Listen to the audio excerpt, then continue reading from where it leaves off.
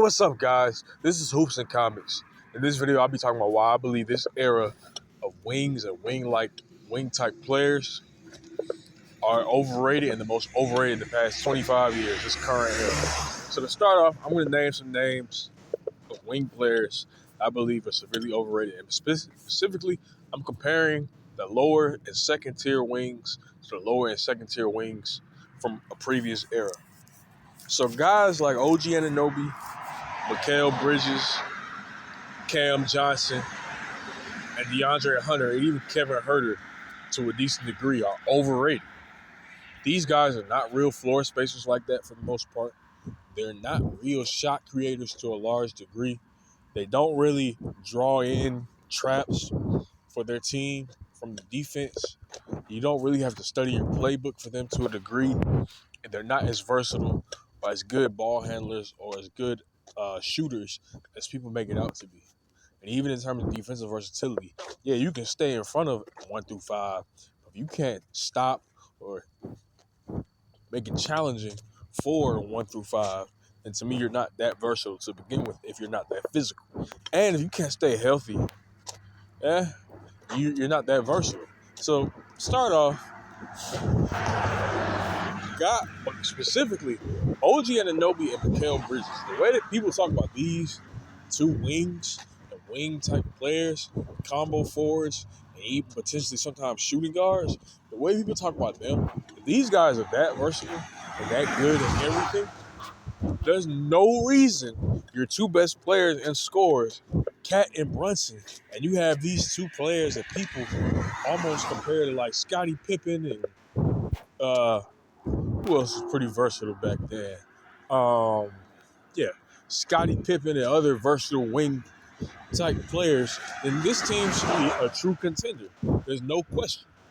Then that means Jalen Johnson should have had one good game in this series. I mean, CJ McCollum should not have been able to score as much as he did in this series. It should have been over in 4 or 5 games.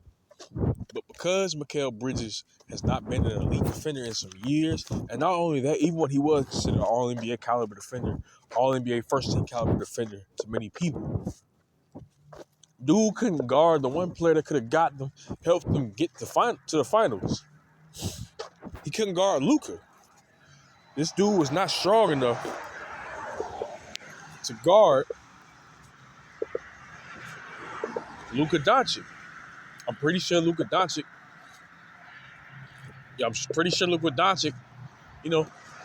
bullied him on the court. Mikal Bridges is not that physical of a defender. And even in terms of shooting, his shooting didn't translate to, some of those playoff series in 2021 and 2022. His ball handling is not what people think it is. And even when he went to Brooklyn, he averaged 26 for the time he was there the first season. But the next season, one or two things happened. Either he said, you know what, I'm not a real number one option, or I don't like being a number one option. And it's not a knock on him, but it might be a reason. And I'm going to just do other things and let everybody else score somewhat and lower my average to 19 points per game as a whole for the next season. Or he was not a real number one option like that to begin with, and the NBA caught up and watched the playbook. See, even OG Anunoby. I used to think OG Anunoby had Jaylen Brown potential in terms of his development with how he plays and his play style, right? But the problem with that is he's been in scenarios where he could have put up those numbers by now. I think his highest points per game is like 18 or 17. But the problem is the way the Raptors play when he was on there and the way the Knicks play, he could average 20. He really could. He probably could average 22, 23, maybe 24. I don't know about 25, but you never know. What I'm saying is OG Anunoby scoring doesn't translate that well against really good or good, even good at times, or great teams. Even his role on the Raptors when they won in 2019, that was a bench player role. And he did somewhat play somewhat significant role, but he's not that significant to where you can rely on him for consistent scoring game in, game out in a series. Mikal Bridges is the same way. Like, there's plenty of series and games where he's been relegated to a spot-up shooter. And OG Anunoby can't stay healthy. And even a player like Cam Johnson, he just got exposed. He didn't do anything for them in that series. And he's not, to a certain extent, he's not really that much of a real three. He's a power forward that can space the floor.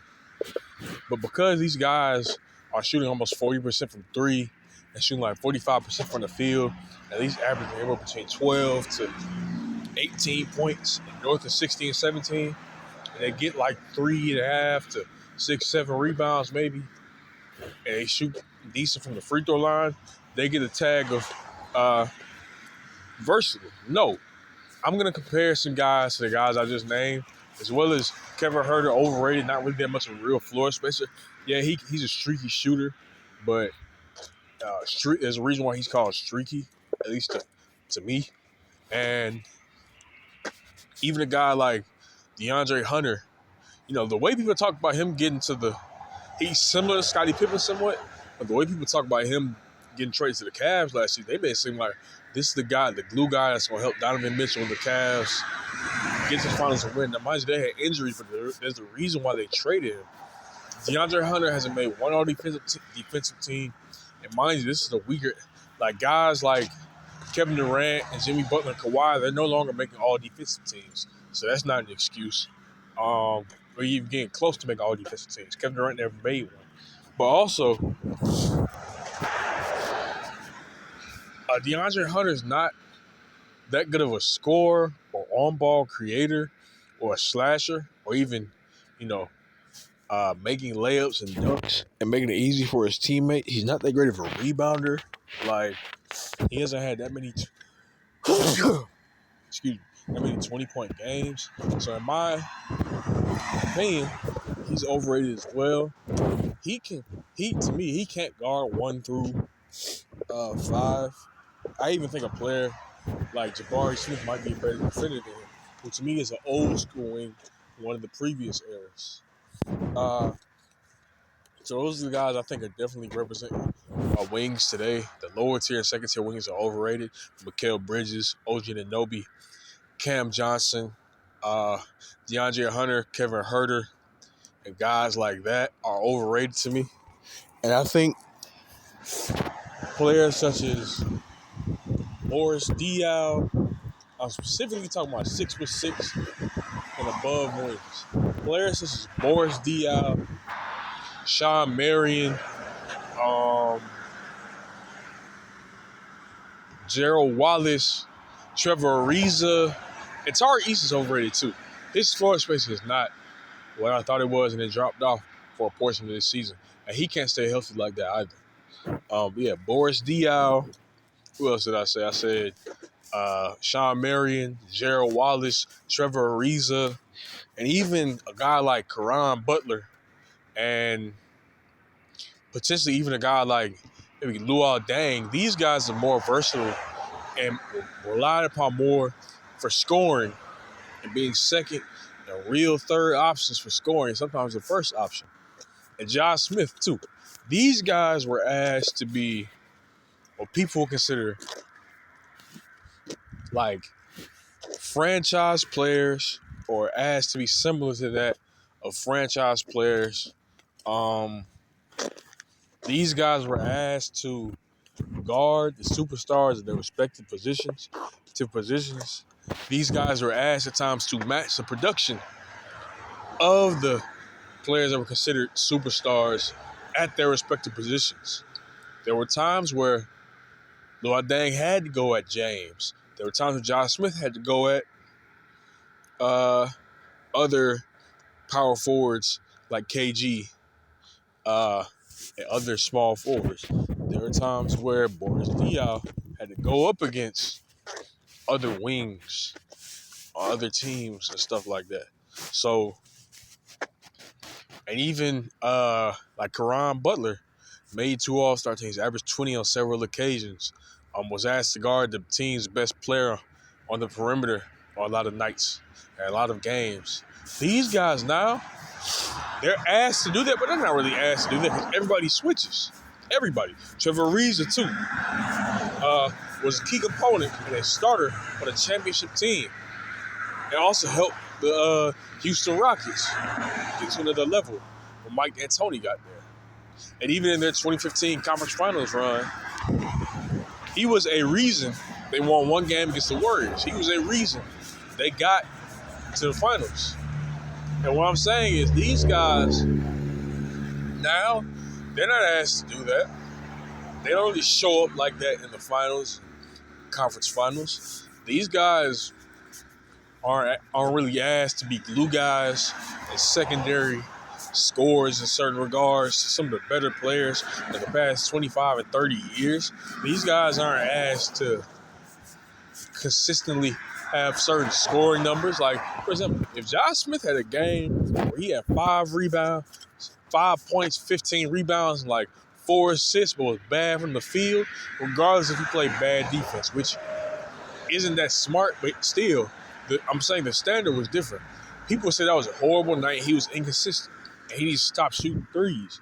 Whereas DeAndre Hunter can have a game where he has 5 points, 6 or 7 or 8 rebounds, 2 assists or 1 assist, but he can have 2 steals, 2 blocks, and if they win the game, they say it's a good game, right? And to be honest, rightfully so. As long as he did have a certain level of impact on the game defensively, and even offensively in terms of getting to the basket and cutting. But the problem is, the guy, even in my opinion, you replace OG Anunoby, who, ironically, he has a similar athletic ability to a Jaylen Brown, even currently. He has a similar, he can get to the mid-range area similar to a Kawhi. But in terms of actually getting to that level on a night-to-night basis, especially during a series or every other game, he can't do that. Luol Deng can get to the mid-range. He can really spot up from 3. He was a real floor spacer. That's why he was the second scoring option for Derrick Rose won MVP. That's exactly why. That's why he made an all-defensive team. That's why he made 2 all-star teams. That's why he averaged, I believe, 20 on several occasions. That's why for the majority of his career, he averaged like 16, 17. I believe you were playing even a guy like Gerald Wallace. Gerald Wallace was not just a regular second tier, was not just like a lot of these second tier wings now. No. Gerald Wallace was a player that was drafted to an expansion team because his stats dropped on the Kings and wasn't getting any minutes, even after players like Chris Webber and Mike Bibby started to decline. No. This dude got to an expansion team and was told to be the franchise player for that expansion team, was told to basically represent that team the way other players that were considered superstars and top 10, some top 5 players. That dude was told to help sell tickets. And this isn't me trying to hype up Gerald Wallace. No, what I'm saying is guys like him, Josh Smith, who won a dunk contest, Gerald Wallace, who joined the dunk contest in 2010, and also made an all-defensive team and was second in DPOY.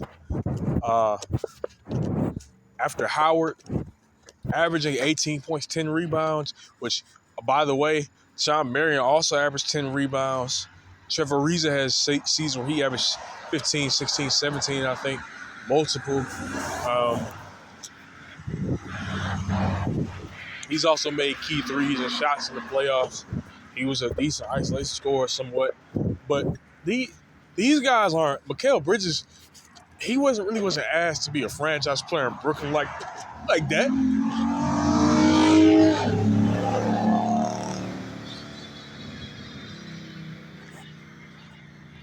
These guys weren't asked to. And did Gerald Wallace have limits to his game or how he played? Yeah, he did. But he got better at them. He got better as an isolation scorer. He had career highs from the three-point line, so he got better as a spot-up shooter. Wasn't really good, simply great cutter a lot of times. Did get better at the mid-range shot. Did get better at free throws. Did get better at passing and playmaking. Did help make other players better, like Raymond Felton, like Emeka Okafor, like Tyson Chandler. like Steven Jackson, did help that franchise make their one and only playoff appearance when they were the Charlotte Bobcats. Was their best player for almost a decade, from 04-05 season to the 09-10 season, and I guess some of the 10 and 11 season before he was traded to the Trailblazers. But yeah, all I'm saying is these guys weren't as student. Even Josh Smith, 9 years for the Hawks. I'm pretty sure they didn't think one time about trading him for the most part. Even potentially, I'm pretty sure the Hawks would have even traded him for some of the better small forwards in the league, such as Paul Pierce. No, because of his how he played defensively, because of his versatility in the defense, because of his real ball handling and playmaking and passing capability on a night-to-night basis for the most part, because of his, he wasn't even that good of a three-point shooter, but he can make some. He could be a floor spacer. Some nights, a primary floor spacer.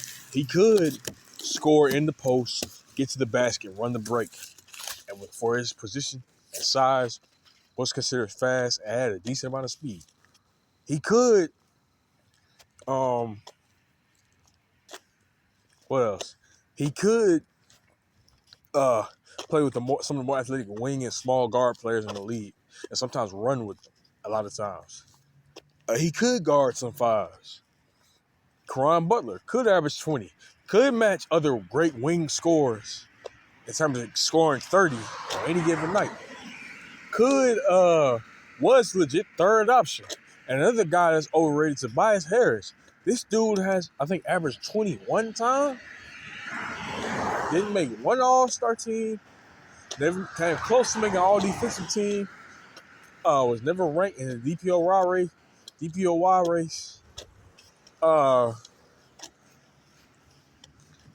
Sean Marion could shoot threes, mid-range game, averaged 10 rebounds for multiple seasons, or at least 10 rebounds, averaged 20 for multiple seasons, 4-time All-Star, I believe like 2-time All-NBA, was a high flyer, could dunk, could run, could jump.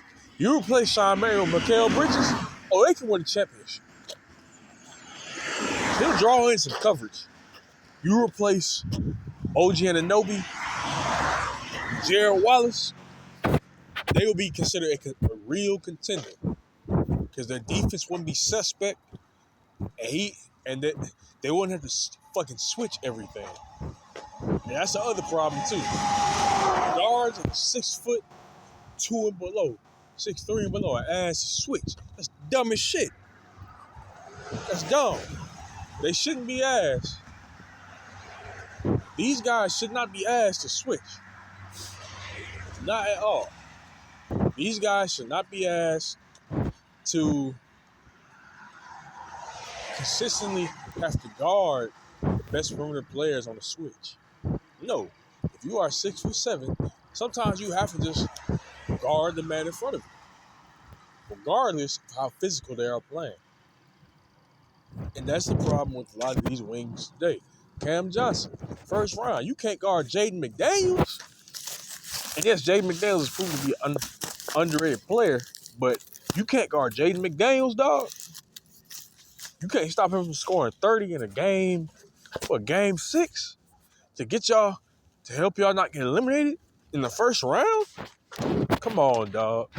You can't be primary floor spacer for a few games? You can't get 20 one game or multiple games? Whichever reason. You can hit key shots in the finals. Who else? Shoot, even Lamar Odom could guard the man in front of him. He could guard 1 through 5 at times. He had real ball handling, playmaking capability. Could actually play point guard. These guys now average 10 rebounds for multiple seasons. Average almost 10 rebounds for his career. These guys now, Kevin Huerter, DeAndre Hunter, like I said, Cam Johnson, OG Anunoby, Mikal Bridges. Who else? I'm trying to think of other overrated wings today. And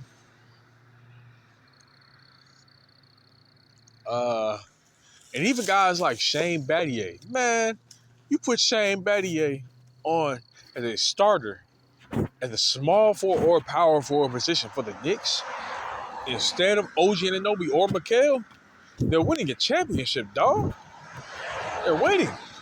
And he might help make Mikal a better scorer.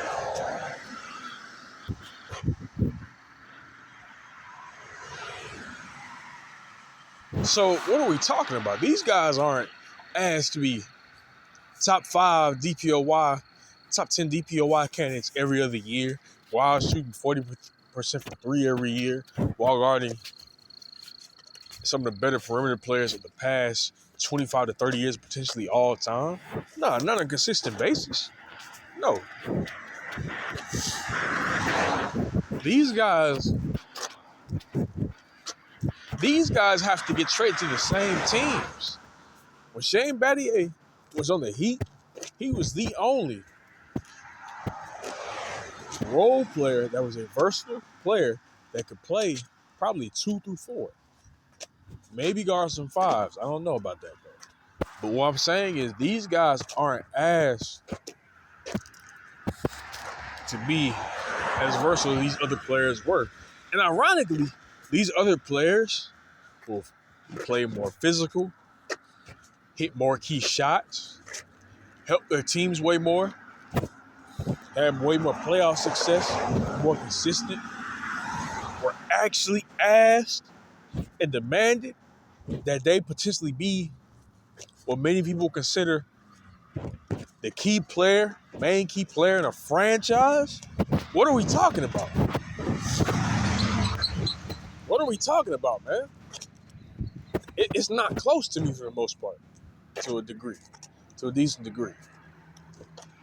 Mikal Bridges is an ass. If Mikal Bridges scores 15 and is 2 for 10, yeah, some people might say something, but as long as they win, and he play okay defense, nah, he's good. He got at least 5 rebounds. Josh Smith can have 35 and 15. One night, have a 15-point triple-double. The other night, they call inconsistent. They have one night out of 10 games in a row where he has 5 points, 10 rebounds, 5 assists, and maybe either didn't shoot that many shots or didn't make that many shots and was like over 3-point range. Oh, he's overrated, inconsistent. Trade him. He's not a real star. He's not what people thought he was. These guys were being compared to. Josh Smith was being compared probably, I'm pretty sure, to Dominique Wilkins, other great wing players in the league. Luol Deng, you're a small forward for the Bulls. Pretty sure you should play with Scottie Pippen. Gerald Wallace, an athletic wing.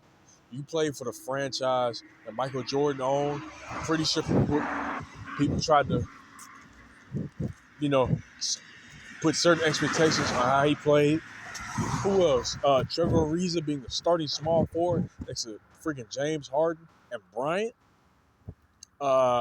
That's crazy. Lamar Odom being a starter a lot of the time on the Lakers in 2008 through 2011. Won 6th Man of the Year. I don't think Cam Johnson won Most Improved. I can't remember. Boris Diaw won Most Improved, but he was also a starter on a championship team. Man, the starting power forward for the Nuggets, Aaron Gordon's more versatile than Cam Johnson, dog. He can handle the ball better. He's a better scorer. He's a better rebounder. In the past few seasons, I think he's been a better floor spacer. So what are we talking about, man? These guys, even Aaron Gordon, they asked him to be the main key franchise player for the Orlando Magic. Participated in 2 dunk contests. 1, some say 2, which he should have won. Never made an All-Star team. Could have, maybe should have made at least 1. Because the era he played in was never going to make an All-NBA team. Was never going to make an All-Defensive team. This isn't me hyping up Aaron Gordon, just like I said for Gerald Wallace and some of these other players. This is me just stating, guys in previous eras were asked to do more and different expectations, even if you were a role player. There's people that say Shane Battier didn't play up to expectations because he was a lottery pick. What? No, these guys could probably average 20, maybe close to 25, some 30. But because they use their talent and their skill that they had in the court to do other things and were actually really good and great at a lot of that stuff. These guys today aren't that great. You ask Mikal Bridges to basically be the point guard for an entire game. He can't do that. Mikal Bridges, I don't think, has ever averaged 5, 4 assists. No, close to 6. No, he ain't never averaged almost 10 rebounds, man. 7. Come on, dog. Like, let's be real about some of this stuff. And even like, tell me who else? Like I said, even a guy like Iguodala. Yeah, Iguodala made an All-Star team averaging 12 points. Won a Finals MVP, averaged 17 points. But guess what? Kawhi did that, averaging 17 points. But also, Iguodala was an elite defender, was considered one of the better small forwards in the game. Actually was asked to replace Allen Iverson as the main key player on the team. Was asked to be Jordan Light. Was asked to guard some of the best shooting guards in the history of this game. Best small forwards in the history of this game. Came close to averaging 20. Help get the culture up on the Warriors. So what are we talking about, man? And even a guy like Matt Barnes, he's more physical than Mikal. Guarantee you can place Mikal, and probably a better isolation scorer than Mikal, for being honest. You replace Mikal Bridges with Matt Barnes, it might actually be considered more of contenders. You replace OG Anunoby with Steven Jackson, I guarantee you there will be no questions about floor spacing. With Karl Anthony Towns, who's one of the better floor spacing centers and power forwards in the history of the game, definitely the past 25 to 40 years. What are we talking about? There will be no question that some nights Steve Jackson could be on very few nights Steve Jackson is the best scorer. On some nights he could be the second best scorer. And definitely a legitimate third scoring option. Was a key component in the 2003 Spurs finals team. Had some key games, key threes, key shots, key moments. What are we talking about, dog? So let's not act like even a guy like Robert Horry in key moments, Duke and hit was legitimate floor spacer. Had legitimate skills similar to Kevin Durant. But some people look at him as not living up to expectations because he didn't average 20. Dude had 35 points in the finals with 7 threes. What are we talking about? And yeah, I don't think he ever made an all-defensive team, but a versatile power forward that could play small forward, could handle the ball, was not going to make a bunch of all-defensive teams. Considered an elite defender, was probably never going to make an all-star team. Draymond Green, and guys like Paul Millsap, kind of with their play, kind of changed that. And so what I'm saying is these guys aren't asked to do that. These guys are asked to be role players. These guys aren't asked to be borderline superstars or key components of the franchise like that. No. These guys don't have to answer certain questions. They don't get questioned for their ability. These guys aren't being compared to some of the greatest top 50, top 75, sometimes top 20 players of all time. Mikal Bridges wasn't expected to be Sean Marion when he walked in the door. He wasn't expected to be Paul Pierce. OG Anunoby wasn't expected to be DeMar DeRozan walking in the door. He wasn't expected to be Vince Carter. What are we talking about? Cam Johnson wasn't expected to be even Boris Diaw. He wasn't expected to be the next even Danny Manning or Charles Barkley. Kevin Huerter wasn't expected. Now, some people say he was going to be the next Klay Thompson, but since then, his rookie year or second year, this dude ain't been, and third year, this dude ain't been expected to be Klay Thompson. What are we talking about, dog? Like, These dudes are getting traded from their respective teams. These dudes, I think OG Anunoby didn't play. He didn't play that many years for the Raptors. But Kel didn't play that many years for the Suns. Was on the Nets for that long. Uh, and then they don't even have the expectations of guys in the league with them today. Like RJ Barrett, you got people saying RJ Barrett might not be living the expectations at all because he hasn't made an all-star team playing at shooting guard and small forward positions respectively. People are saying, who else? People are saying, you got people that think Aaron Gordon delivered the expectations because he didn't make an all-star team or all defensive team and hasn't averaged 20 every year. What are we talking about? Like, yeah. Like, and then you got people that used to hype up, what's the dude nickname? They call him B-Pods or something on the Warriors. What has he done? Yeah, he might help win it sometimes, but these analytics are overrated. People over-rely on them and use them the wrong way. But they question Mike D'Antoni. No, he knew how to use them the right way for the most part. These coaches now, no. You got wings like Royce O'Neal that, yeah, he can rebound and is good at offensive rebounding. He ain't no elite defender. Yeah, he was one of the better perimeter defenders on the Jazz with Donovan Mitchell, Rudy Gobert, but that is a point. He should never have to be your best wing defender on most nights. No, he should never have to be a primary floor spacer like that. He's not that good, man. These guys aren't that good. So all I'm saying is these wings now are overrated, don't have real responsibility like that, aren't compared to past greats, aren't looked at as failures because they didn't get their franchises to new heights, aren't, and yeah, Mikal did help the Suns get to their one and only finals in the past like 30 years. Uh, who else?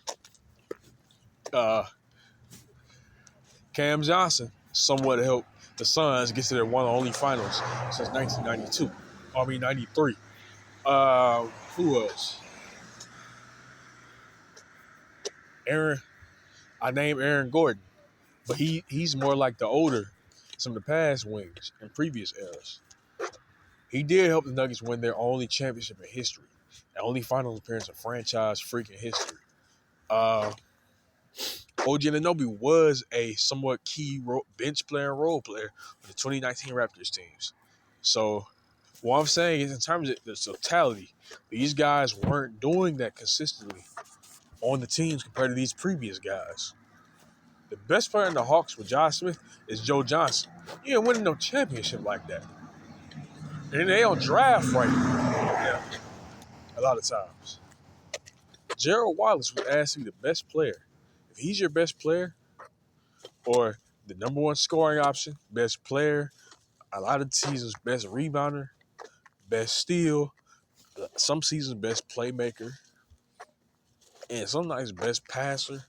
If you're doing that on a season-to-season basis, you're not winning a championship. Sean Marion asked to play the power forward position. The likelihood of you winning a championship with Sean Marion at the power forward is not as good as people make it seem to be. No. The reason why he started on the 2011 Dallas Mavericks next to Dirk Nowitzki and they won a championship, but he was at small forward. These guys aren't good, man. Like, there's a reason why from 2008 to Josh Smith last year, so that's 8, 9, 10, 11, 12, 13, 6 years straight, they didn't miss the playoffs. OG Anunoby has missed the playoffs, I believe, while averaging 15 for the Raptors. That's how they got freaking Scotty Barnes. And this is when people are saying he's an all-NBA caliber defender. He's on his way to being like the next Jaylen Brown, myself included. No. And then the player he got traded for, RJ Barrett, they're like OJ Anunoby's leaps and bounds better than RJ Barrett. Now, I will admit I did compare RJ Barrett being traded for OG Anunoby, similar to when the Pistons traded Stackhouse for Richard Hamilton. I'm not saying Stackhouse was some great player or even like that, but RJ Barrett, similar to older players, was asked to be a number one option some nights, a lot of nights. Was asked to be the guy that was going to help a franchise get to the next level, potentially win a championship. Was asked to be an All NBA caliber player. Was asked to average 20 and above, maybe 25. And did he do that? No, but he did shoot like 40%, close to 40% from three second year. He did improve 20 points per game his third year. He's had 40-point games, but still is not considered a great or really good player. But the OG Anunoby's not asked. He's not considered a failure. I believe in RJ Barrett's tenure on the Knicks that out of all, let's see, 2021 they made the playoffs, 23 they made the playoffs, 22 they made the playoffs. So out of all 5 seasons he played for the Knicks, they made the playoffs most of the time. They did. They didn't get out the first round that first time. He didn't play horrible that first round against the Hawks. A lot of that was on Julius Randle. The fact that they played Derrick Rose so many minutes at that old age. But against in the second round and the first round of 2022, I think 2023 too, he played well. I'm not saying RJ Barrett, I'm not trying to hype him up, make it seem like he's some super great player either. I'm just saying these wings specifically that I'm talking about, who I named early on in this video, they're not asked to do these things, man. They're not asked to like put up these stats. What people would consider carrying a franchise, they're not asked to do that, man. They're not being compared to some of the greatest wing players, top 5 wing players, and combo forwards ever. They're not being asked to play make similar to a Jimmy Butler.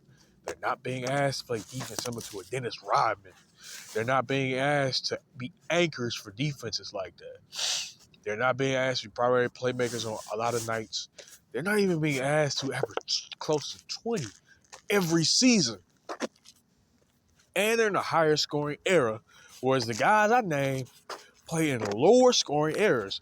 When Aaron Gordon was averaging career highs in points at 17, that was a lower scoring era than this era right now.